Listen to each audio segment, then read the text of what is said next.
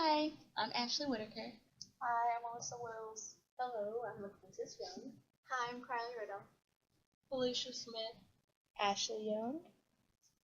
Alright, so our first question says, We're according grade 9, right? Yeah. We're grade 9. Grade 9. So our first question says, according to Barbara, I don't know how to say her last name, and Arlie Hochschild, a global woman, describe the pattern of this class-based female migration or gender revolution. What are the costs and benefits of this new migration? What would you describe this scenario as a sort of liberation? Why or why not? So, should we start like describing it? Yeah. Like what it is? They're going over to try to make money for their family. Yeah. Okay. Yeah. So they do have to, one of the costs is they can't be with their families anymore, so they leave their children behind, their Yeah. parents and everything. Mhm. They're sacrificing that life for another one. To benefit their real family back home. Mhm. And they're also, they said that they're doing jobs that now more affluent women don't do anymore, like the nanny job or cleaning, things like that. Mhm. And also like it takes like a huge toll on the families they leave behind because Yeah. then it's like who are you supposed to leave them with? And I know here it says, although Josephine left the children under her sister's supervision, the two youngest have shown signs of real distress. Norma has attempted suicide 3 times. Saminda, who was 12 when the film was made, boards in a grim Dickinson orphanage that forbids talk during meals and showers. He visits his aunt on holidays. So it's like, obviously, I mean, it would be hard not to have a mother to begin with, but Yeah. then when you're like, I don't know, because it's like, when are you ever gonna like see her Yeah. again? Like, she's Yeah. providing for them, which is great, but it's just like, Taking away from other things. yeah, like, Taking a time of emotion. exactly, like, Yeah. committing trying to commit suicide Yeah. 3 times, like, that is like very serious. Like, Exactly. And it also says that just like aside from the 2-month trip, she hasn't lived with her family in 10 years. mhm, Meaning they've been without a mother for that long. yeah, So it's bound to take a toll on each of them mhm, in different ways. But It can make some of the children feel like they have such a big responsibility now. Mm-hmm. You know, like they have to be in charge and stuff. So that could be a lot. Yeah. So the other part of the question says, would you describe this scenario as a sort of liberation? liberation as in Yeah, she's free to work in other countries. She's free to work in other places. I'm not sure. I think It's liberation slightly, but more so sacrifice. Not Yeah. necessarily liberation. Yeah, in Since terms you of freedom, it's more. yeah. I think it's sacrifice too. yeah. Because when I think of liberation, I think of like being like free and like Yeah. that kind of thing. So I don't know. Like I can't see that as like I feel like she's like trapped Yeah. almost. Like I mean she's helping her family and that's great, but like at the same time like I feel like she's trapped there. Yeah. Like 'cause she has Yeah. to provide for her family and like Yeah. her kids are trapped there and she's trapped there. I don't think it's necessarily a liberation at Yeah. all. She's got no other choice. Yeah. I mean, what it seems like. She has no other option Yeah. to do this. Exactly. She has an option, but the option just has to stay in poverty. Exactly. Yeah. So, And like it won't last long. yeah. But even what she's doing, they're still in poverty because it did say that one of the kids was in an orphanage Mhm. for a while. So she's doing that to stay afloat in poverty. Yeah. Yes. Yeah. Yeah. If you can hear it. I think, and I try to relate it to like, I mean, this situation is not the best situation, but like, trying to be more positive. Like, it's either she could go abroad and like do like, you know, be a nanny or whatever. Yeah. I mean, she could be like a sex slave or something like that, like making money that way. So it's like, Yeah. in that situation, like that's a better alternative. But like still, I just like I couldn't imagine like having like a family and having kids and like raising them and then just having to leave just to be able to like support them like the bare minimum. Yeah. I think as a long shot too, the people who employ these people are kind of doing the same thing in a sense because they obviously don't have enough money for the mom to stay home, Mhm. and so she has to be out of the home as well. But I mean, it's not exactly the same thing because she does get to come home and see her child, Yeah. but she's still away from her trying to reach the same goal. Yeah, exactly.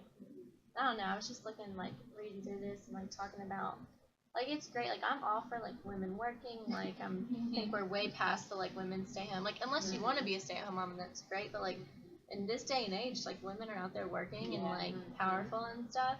Yeah. But it's also sad, like looking back, like if you're working all the time and you have to bring somebody from another country over here to like take care of your kid, like.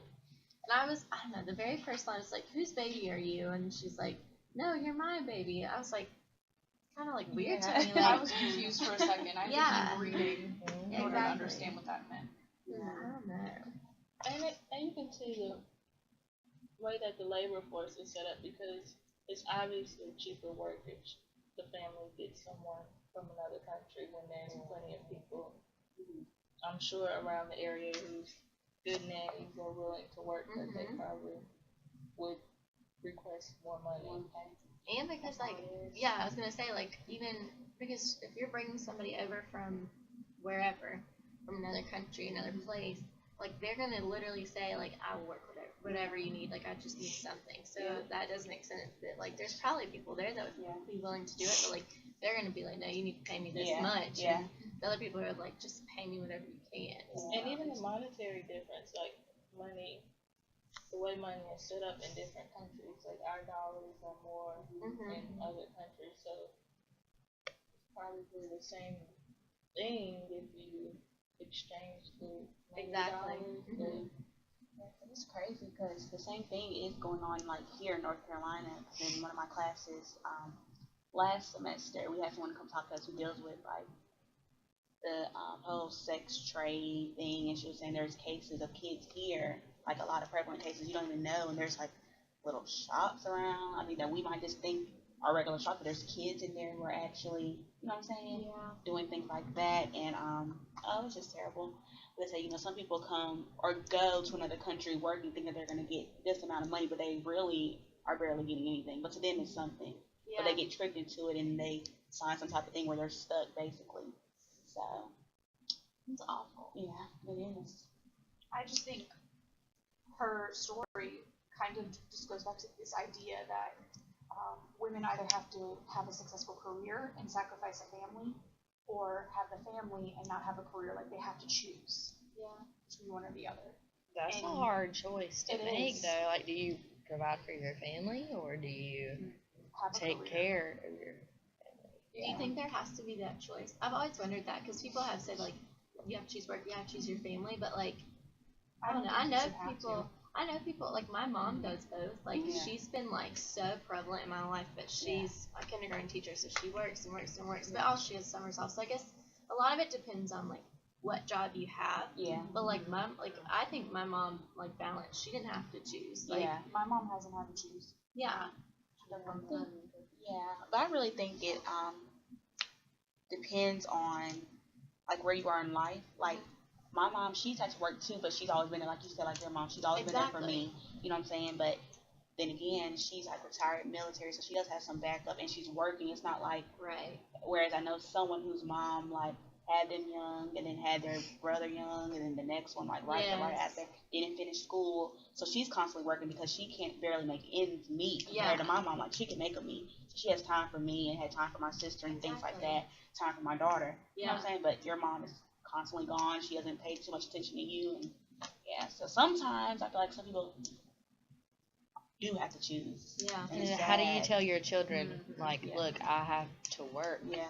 In order, if you want food, like, I really have to work Yeah. this much. Like, there's no way around it. Yeah. I think if people like other jobs, like so for a teacher, it's kind of easy because you have those summers off, you have the holidays, like, and you have that time to like spend with them. But if you think of like even somebody like a policeman or like a doctor who are working like those crazy hours, like Holidays into and night everything, and like stuff. So it's like I wonder how like, do they even have a choice? I feel like their job automatically takes priority because they can't be like, oh, not going in today. Don't feel like fixing your heart today. Like, you don't have that choice. Like, it's that's your job. So, Yeah. I don't know. I just, especially being put in that position, like, I love kids, but I don't know if I could leave my own to go. Yeah. Even in that situation of like not having anything else to do. Like, Yeah. I don't know. It's I just hard. don't know if I It'll could be do it. hard. Terrible. Okay. Anything else? No? Okay. Question number 2. According to Global Woman, what is gendered about this caring work that migrant women give? How do men figure into this new global arrangement? Well, I think it's gendered that they're doing what's known as women's work usually. Like we said, the nanny, just taking care of basically home. Mm-hmm. Well, I mean, it says in there, it says that these migrant women are doing affluent women's work. Yes. So they didn't even mention men; they just said women. Mhm. So rich women versus women in Yeah. poverty. Right here it says other less fortunate migrant women end up in the control of criminal employers, their passports stolen, their mobility blocked, forced to work without pay in brothels or to provide sex, along with cleaning and child care services in affluent homes. And I know that one of the things I wrote down in one of my notes was that said that like the people that are like migrating over like bring emotion to like rich parts of the world. So like for those families that can afford to have like a babysitter, nanny, or whatever, like, and they're doing stuff like basically the woman that's being, or not just the woman, I'm sure there's others, but the person being that's migrated over to like make a life for themselves and for their families, like they're the ones that are bringing that nurturing and like that. I mean, those womanly like qualities that children do need. Like they need somebody to be nurturing. And I mean, I don't know. It's just. I think that shows a lot of people who have nannies and things like that. Like the kids get closer to the nanny than they are to their actual parent. Oh, that must be painful for the mother, though. I think it is. One of my teachers last summer, she was telling us a story about a woman who she had twins and she had to have a nanny because the twins were sickly. But when the woman was home, she always had the kids in this room, like the playroom. Yeah. So when the nanny comes over, they're like, oh, like giving her all this attention. The mom got jealous, and I'm like, well, what did you expect? Exactly. Yeah. You pay them no attention, and then you have this other woman coming in. Yeah. And Take doing care of them. Yeah. Playing your role. And do you hear like all the time about like when you have like, I know somebody from my hometown, like they had a live-in nanny, like she was with them 24/7, lived there, everything. Like both parents lived there, they were very wealthy. Yeah. Just 2 kids, and like the kids started calling the nanny her name, like they did not call her by her name, they called her mom. Oh wow. And like did it around their mom because I mean she was messed up. Yeah. But like because they get confused too, and I feel like that like even if they're coming over and like helping the family out, like that causes so much confusion for the kids, especially if they're younger, because they're being brought up when even she was saying, she was like, yeah, like the mom was in the other room like doing work while like she was there with the child, so it's like I wonder like how confusing that is like for the child. Using, but then again, they decide to call their mom because I don't know. I guess when you're a little kid and the one who's caring for you, doing all this and that, you're like, okay, that's mom. That's mom. And when they get older, they're gonna still have those feelings, and it might cause some conflict. And that's just It giving you will attention. definitely cause some That's conflict. who's nurturing you, and it's all about nature, nurture. It's all a part of that. Okay, so like this is like what is gendered about this caring work? I feel like we might have gotten a little bit. I got a little bit off topic.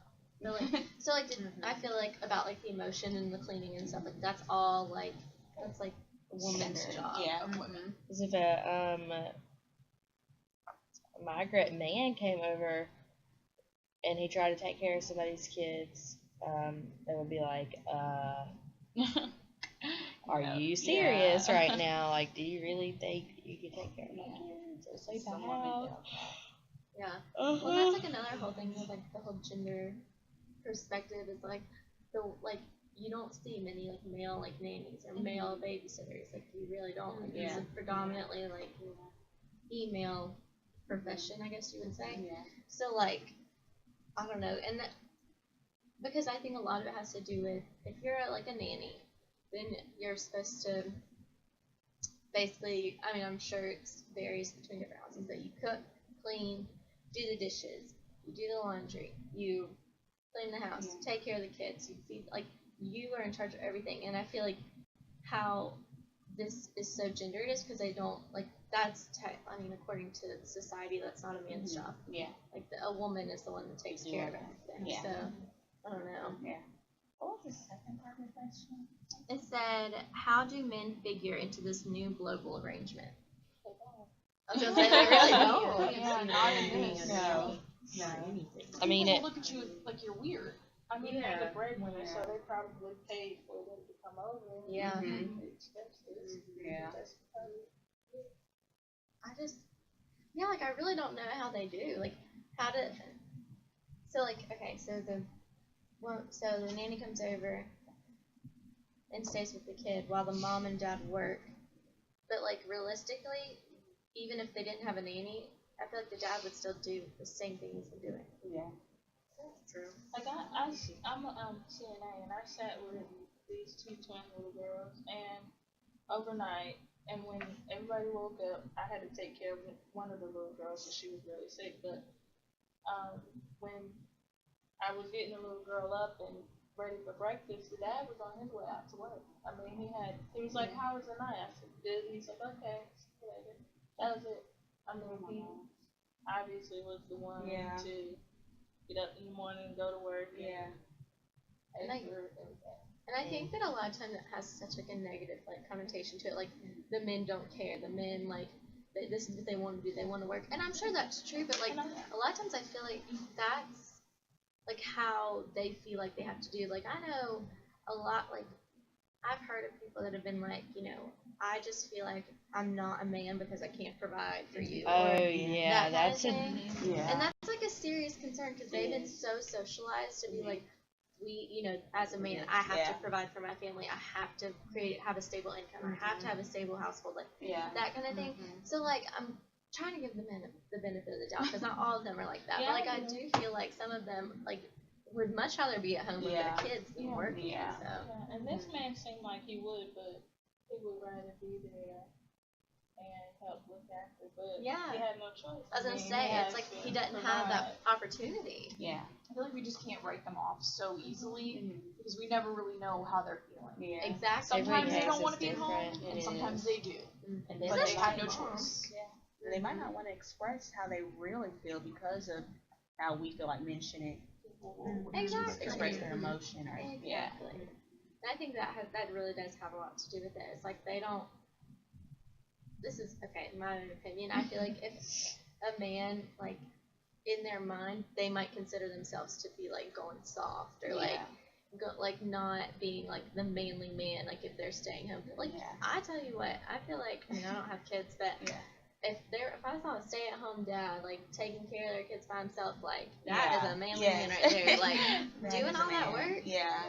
So I don't know. It's just, and I feel like it's different here than like in other countries and stuff. So. Yeah. I feel like it's the work of a woman, like it's what people seem to think is a woman's job in the household has been often misinterpreted to be an easy job because a woman does it. Yeah. If more men would do it, they would realize it's not easy. It's really not an easy job. My mom's did it her whole life. Like my mom's a stay-at-home mom. She's always been in the house. She has a job now, but this is the first time she's had a job since I was probably 10. She's just never needed to.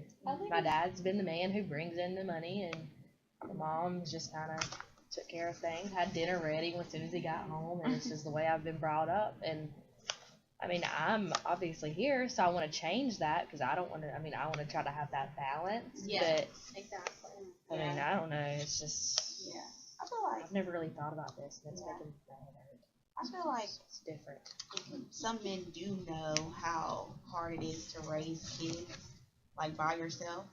Because like my mom and my dad, when I was growing, they both worked, but they got divorced later on. Mhm. But when I graduated high school, because I had my daughter in high school, and when I graduated high school and we went to go eat, like my dad, like he broke down crying, was like thanking my mom for like sticking there with me throughout high school, because he wasn't, I mean he was there, but he lived somewhere else, so he wasn't physically in the home. And he was like, you know, if it wasn't for you, I don't know what might have happened. You know what I'm saying? So I think some do realize how serious it is, you know, or how hard the job is. I think different societies realize the gender differences as well, because the U.S. I think separates the genders, but in other countries, like when women have their babies, they require men to take the time off as well. Yeah, So I think it's based on place as well. exactly. No, it definitely depends on where you are in the world. Yeah. Because, like, I mean, here I know we have, like, there's obviously maternity leave and they have paternity leave as well. Because I mean, it's important, like, Yeah. to have that time. Like, It is. like that's your. You remember in WGS when I think it was from Sweden. Was it Sweden that they kept talking about? What were they talking about? What were How the maternity and paternity leave, like men are required to take at least a year. I think. Oh my, yes, that was in one of the readings. No, there are other countries Was it where Sweden it or was might it have been. Switzerland? It's one of the two. It's one. Yeah, one of the two definitely where one of the two. Are required to take. And women maternity take 3 years. 3 Yeah, years. they Yeah. are allotted that time. 3 years. But I mean, if you think about it, that's enough time to have a strong bond with your Do they pay them? Yeah, they get paid a certain percent of their income. Because here you get like 3 months, and that's not. I mean, it's not enough time to. I mean, No, Yeah. that's not enough It's time not, at all. Like, I'm not even, like, kids are not even on my radar, but, like, I'm sitting here, like, that. it Like, makes you already think about it. makes like, me yeah. cry. Like, how can you, like, spend, and even just, like, spending 3 months and be like, alright, bye. Have to go to you work get so now. attached. My Like, you just get friend- so attached. Well, my friend, one of her professors, she's at ANC, she was just talking about this. And he was mad because his wife just had twins, and he's like, they didn't give him any time off. He had to go right back to work. I was like, oh my God, I have to leave my wife. She's home with twins. You know, she's a new mom. Like, she needs help. And she had to go right back, so he was hot about that. My I boss was just had a baby, and he didn't get any paternity leave. He had to take his vacation that he'd saved up Aw. 2 weeks to do with his baby. Yeah, one of my bosses was about to have a baby too, and he asked, and I was like, "You gonna go on paternity leave?" And he was like, "As much as I can," Yeah. you know. And I told him about how what I learned in my WGS class. He was like, "Oh my God, I need to move there." And like, if he had thought that way, then you know we got a problem. Yeah. Like we really do. And I mean, if everybody in America took that much time to devote to their children, I mean, we would build honestly a better society. Oh, yeah. I think we definitely agree with would. that. Yep. What's those words that focus on, like, money and providing and Money having? driven. Yeah. Money So hungry. that's like a huge barrier in our society. It's like power hungry and money hungry and stuff. So. All right. Question number 3 says, according to the Global Woman, how does this example demonstrate what we cannot talk about? How does this example demonstrate that we cannot talk about a single category of woman when addressing feminist issues? Does that make sense? You said a single category of women? Yeah, Why so we it can't? says, yeah, how does, I don't know the example, but I'm how, it says, confused. how Tell does me. this example, confused. okay, so it says, according to Barbara and Arlie Korschild in Global Woman, how does this example demonstrate that we cannot talk about a single category of women when addressing feminist issues? Because there's no one type of woman. Yeah. I mean, we're all so different. We all do different things, all have different careers, different personalities. There's different types of feminism too. Exactly. Hmm. Not all of us, you know, some of us are more fortunate. We don't have to do what Josephine is doing. Mm-hmm. But some women are in her position. Yeah. So there's no one category of woman, especially in terms of feminism. Because that's all about exploring all different kinds of And it female also identified shows- bodies. Yeah. And also the feminist issue, like if they say women shouldn't work, they should stay at home. Some might agree because they might be well off enough to that they can stay home, but then that's leaving out those women, like in the story, they have to go work and have to provide for their Exactly. families. So, It's like when sometimes they really just don't even have a choice. Yeah. Like, they don't have that opportunity. don't know, this question is kind of confusing to me. Is it a two-parter or is it just one question? No, just one question. I think that also refers back to last week's reading when they were talking about the different forms of feminism, and you can't say that one race's experience is different from another as far as women go. Mm-hmm. So I think that's kind of what it's looking at as well. Yeah. And then in this one, I mean, that woman is Middle Eastern, which I don't know exactly what country she's from, but Is it Sri Lanka? different, right? I think it was Oklahoma. Mm-hmm. So you can't say that everybody's the same. Are you saying different backgrounds? Yeah, Different racial different. backgrounds, something like that? Okay. Well, and there's also that idea. We just talked about this actually this morning in one of my classes, my CBD class, like how like feminism has like such a negative like connotation like attached to it. Yeah. Because they think like women like feminists like hate men and they're like, you know, psycho crazy like whatever. So I think that like I don't know, like if we just take this story, like take it and just view like feminism in this story, I don't know, like we can't just view this is the only thing that I don't know, like I'm trying to figure out how to word it. Well, in this story, if you look at it, there's two different types of women they're talking about. They're Yeah. talking about, like I said before, women in poverty, and then women who are wealthy, Mm-hmm. or women who are working. Mm-hmm. So they're both working, just doing different types of work, Mm-hmm. but there's also one who's wealthy and can have a nanny, and then there's one who's working to provide for her family in another country. Mm-hmm. So there's two different types of women in just this one story. I think it's two sides of the story because if you just look at what is her name? Josephine, one would say that she is empowering feminist woman because she's taking the chance and going out and doing this for her family, but one might also disagree because they feel like no, you're supposed to stay with your children and figure out another route instead of trying to go somewhere. That's true. I definitely agree with that. Yeah. That's so true, and that's where I think there causes so much conflict, and like that's where like I don't know, like people have so many ideas of like how women should act. Like some people think are like kind of stuff like back in the old days where it's like women should just be like the homemaker, they need to stay at home, blah blah blah. And then there's the more like revolutionized women who think that they should be like out in the workforce and like taking on those power positions. So it really does like it depends on what kind of woman you are and what you believe in and that kind of thing. So. What's the rest of it? Can you repeat the question again? So, according to this article, how does this example demonstrate that we cannot talk about a single category of women when addressing feminist issues?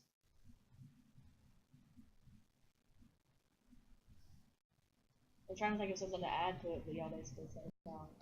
Do you want to move on to the next question? Anything else? Nope. Okay. Question number 4. According to Global Woman, how are migrant women exploited by a global economic system? What non-economic factors figure into this exploitation? So we'll start with the first part. So how are migrant women exploited by a global economic system? Money where she is, so she has to go elsewhere to get the money. Mm-hmm. She's forced to work in crappy situations and it not be ethical.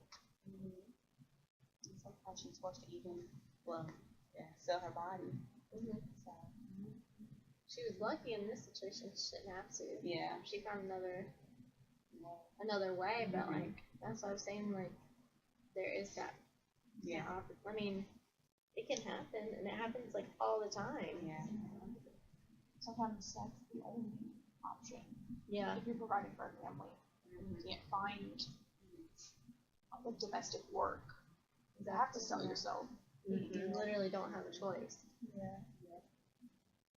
Especially if you don't have that proper education requirements for things. So some people, don't want to, but you have to do what I guess you have to do in that situation. Some people could go, get the education and things like that, but it might be the issue of they need the money now Huh. instead of taking, school And however long. education isn't free, so they have to do that work to Exactly. pay for the School. education that they need to Mhm. get better work. Yeah. So it's Yeah. like, Now that kind of creates a cycle, a never-ending cycle. Mhm. So how do we know they'll ever go get the education to become? Mhm. And I feel like that's something that, I mean, when you look at your priorities, it's like you have a family like Josephine, it's not like education, like it's something that she needs and she wants to do, but it's not necessarily priority. Yeah. So it's like you think like, okay, I need to provide for my family, I need to make money, I need to provide, like I need to, create stability. Yeah. And like there's no room or money for school on that list. So Yeah.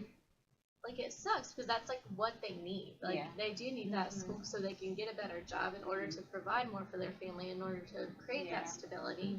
But like they can't even start with the school, so it's like they have to skip that and just keep on like working the same job, like the same.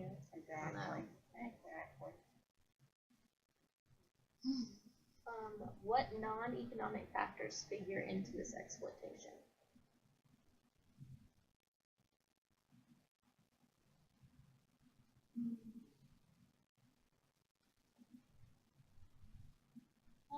maybe you have all the rich people's and the mother just doesn't want to take care of the kids.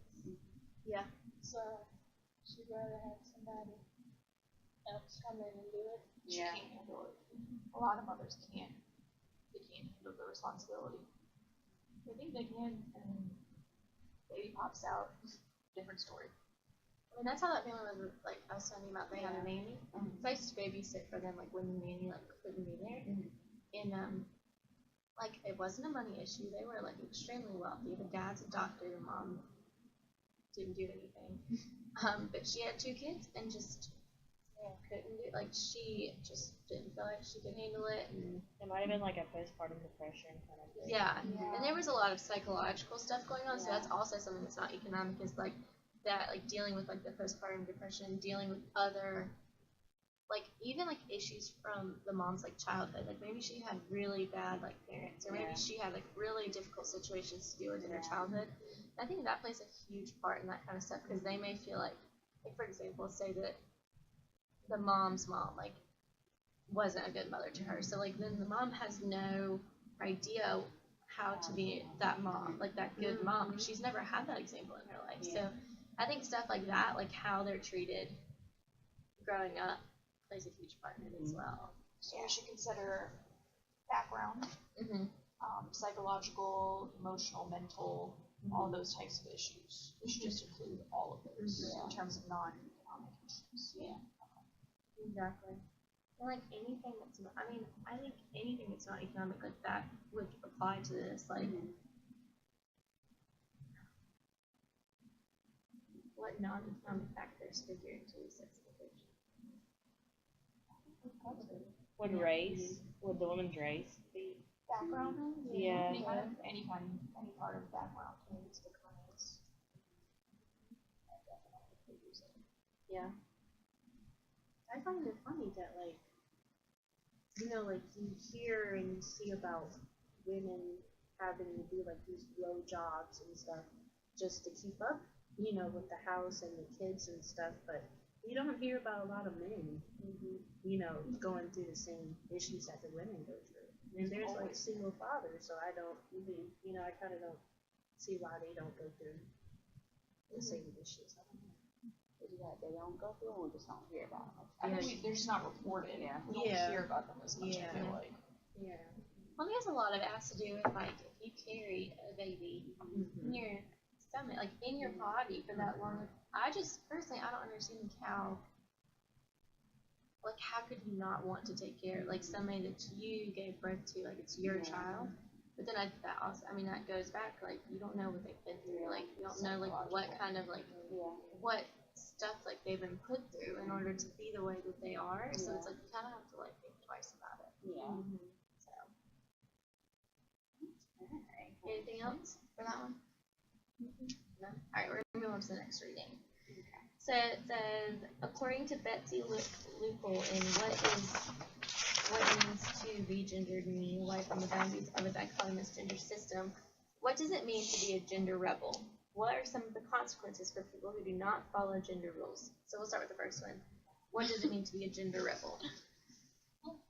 Going against what society says you should be doing. To not fall into the category of male or female. Yeah. I think it's a loaded label right there, gender rebel. I feel like we're seeing more and more of that.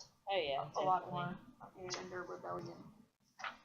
I loved this reading. I thought it was so cool because it was like about how this person, so it's a woman that she doesn't identify as a man, but she dresses as a man, and that kind of, isn't that what it was? So I can make sure before I start talking about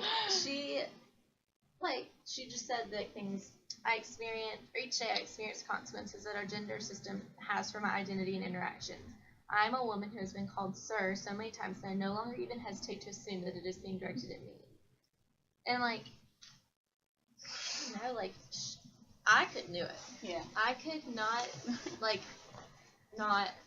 take on a gender. Like I couldn't. Like I don't think Yeah. I like. Because you get so much criticism for that. Oh, and you're yeah. dealing with That's so part much of the second ridicule. question, I Yeah. think. I mean, not the second question, but part of the second half of this question. What are the consequences for people who do not follow gender? Yeah. Yeah.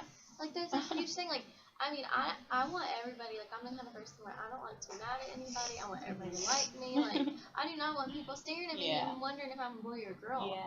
But like I admire her so much for like taking that Yeah. on because I couldn't do it. I That just don't. Yeah. subject is like taboo almost, like, if you think about it.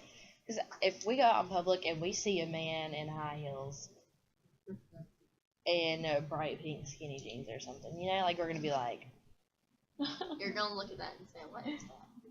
yeah, and like you can, it's because society has like brainwashed to think that no is either man or woman, like you can't be both, like that's not normal. So like when I see that, and I still have to stop myself, maybe in a sociology major, like, and I have to sit there and think to myself, well, you know, that's their preference, they do what they want, you know, that's their opinion, they are what they are, and you know, I should accept that. But I still, at first, my first reaction, just because it's how I was raised and everything, is still like, what the hell, you know? But I have to stop myself, and it's just, it's hard. I think But- nowadays I really don't look at gender because I can see a guy in heels and I'll be like, oh, he's so cute. That is I say he's fabulous. That's yeah, like, but I think it depends on the character because Yeah. if I see someone who wants to switch genders or whatever and he's like, or she is like completely outrageous with it and their character doesn't even match what they're trying to do, Yeah. I'm like, you look ridiculous. Yeah. But if Yeah. you have yourself together, your character together, and you got on a cute outfit with some cute heels, I'm gonna tell you, look, that's cute. well, to go off of what you said, personally, it's so funny. Like I see crazy things like that all the time. And Especially here. I literally just I just Especially look, here. and I'm like, okay, and I keep it moving. Like I really don't even. It doesn't bother me at all. I don't think twice about it. See, Just like but okay. we all sometimes we do get caught up in what am I trying to say? Or we are victim to not stereotyping, but you know what I'm saying? 'Cause just like Labeling. yeah, 'cause just like no offense to what you just said, but just like you just said, like I see crazy stuff like that all the time. Like they might say, well, why do you think it's crazy? Well, we might think it's normal. La la la la la. But I think it's all about how the person, like you said, their character. Like there was somebody on campus, like when I first came here, I don't even know if I'm allowed to say his name on camera. I should be because everybody knows him. But like when I first came here, I was like, oh my god, now what in the world? I was calling my mom, but everybody was like, girl, that's Boots. Everybody knows Boots, right? Y'all know Boots. Oh yes. Oh, that's Boots. gosh, yes, Boots. everybody Who? knows Boots. Look him on There's a YouTube, guy Boots named Durango. Boots Durango. He would walk Everybody around and knows he him. was Oh my god. Here? I'm so Yeah, confused. yes, Who is here, that? here. heels, hair done, eyelashes, nails, everything. Everything. And Sounds so I think it depends on your setting too because yeah. Oh yeah, at the university definitely. you see everything, but there's so many people, you don't know everybody, so you can't really judge. Like if you were in high school, Yeah. you see something different, then everybody sees Yeah. something different. But it's so big. Like I saw walking here, the girl who, I would say this is a stereotype. The girl was African American. She had the brightest blue hair. I mean, my nail color. And I was like, That's strange. But you would, in or where I'm from, you would see people dyeing their hair color different, bright pinks and orange and stuff for white people to do. But when you see it, you're like, what? And I was like, but I kept going. I was like, okay, if that's what she wants to do, I mean, it looks kind of cute. Like, Yeah. It's just strange. I wouldn't Yeah. think that you would want to do that. But Yeah. And in terms of crazy, Uh-huh. I meant No, hot pink it's like- pants. Yeah. I feel like I don't see that, Yeah. but I feel like hot pink pants. I'm like, okay, you gotta be brave. Yeah, I wouldn't wear hot pink that's No. Or heels around campus. I wouldn't be able to do that. I gotta be comfortable. Why think I might do the hot pink pants? I don't know. You gotta be brave. See, I've never seen none of this stuff till I came here. I'm from Wilmington, so I don't see a whole lot of this stuff that goes on here. Yeah. And the way I was brought up, Christian home and stuff, so you're not supposed to do that. But when I came here, I was like, oh my God, Jesus, oh my God. I was like, Lord have mercy. Ooh, I don't know what to do. one of my close friends is coming here next semester, and she's 22, virgin in the choir at church. She's very, and I mean, she's a cool girl, but I mean, I accept her for being raised the way she is, and me and her have different views about a lot of things, because me being a social major, it kind of opens my mind about things, and her being raised in the church is closed her mind about a lot of things. So I told her, I was like, when you come here, a lot of things are going to change. She's like, no, I'm not going to change. I am the way I am. That's what God says. Like, I have to be this way. And I'm like, Miranda, like, I'm telling you, once you get here, you're going to be a lot more open-minded about things, just because it's a different setting. And I try to explain that to her, and she just, I mean, it's just the way, it's the setting, definitely, where you're at. And I think nowadays you don't see a lot of repercussions for people who choose to go along with the opposite gender. Like back then, people were getting killed for it, and this and that. But now it's more subtle. Like we can talk in a place like this, but if we had right in this circle someone who is from that, we probably filter a little bit. Oh, absolutely. But I think it's more subtle now with the repercussions that they have to encounter.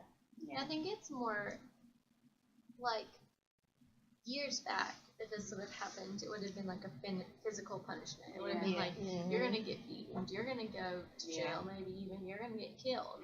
Whereas now I feel like it's more of like a sociological punishment. It's like, oh, I'm going to judge you, I'm going to talk about you behind your back, or I'm going to do, or I'm going to ignore you, I'm not going to treat you like it's more of like a sociological and like psychological type of like, and I almost think in ways I feel like that's even worse, because it's like bringing down your self-esteem and like making you like second guess. Well, maybe not everybody, because I know there's people that are comfortable with who they are, but I think it depends on like the location that you're in. Different states and stuff. Like some people, maybe like here it's okay, but maybe like somewhere else is like they still don't like that they're back in their old ways or something. I don't know. For human beings in general, I feel like it's difficult for us to accept something that we haven't seen before. Accept something that we don't fully know about, that we haven't experienced. It's really difficult to accept that. And we're moving past that as a society. I think we're really moving past that, but it's just going to take time, because social change does not happen in one day. Definitely. It takes years. Like, think about where the 60s, with racial issues from the 60s to where we're at now, in the 60s, we wouldn't all be caught dead in this room together. Think about it. We really wouldn't. We'd have different libraries. I think honestly there is change, but it's not change, because it's just a different form of discrimination. It's not blatant, it's subtle. Which some groups will be able to see that subtle way more easier than other groups will be able to see the subtle. And then if it's so subtle and one brings it about, then you'd be like, well, no, I didn't. But it's so subtle that you wouldn't even realize what's going on. Just like racism and discrimination, they're still just as prevalent as they always were, just like you said, in more subtle ways. They're just taking on different forms now, but they're still alive. So it's gonna take a long time for them to go away, I guess. Yeah. Especially the gender difference thing. I think that's the more newer of this discrimination. Yes. Yeah. So I think they have a long way to go. Exactly. Yeah. Hopefully in our lifetime. I really hope so. Mhm. All right. We're done. Oh, really? Alrighty. See ya. Bye.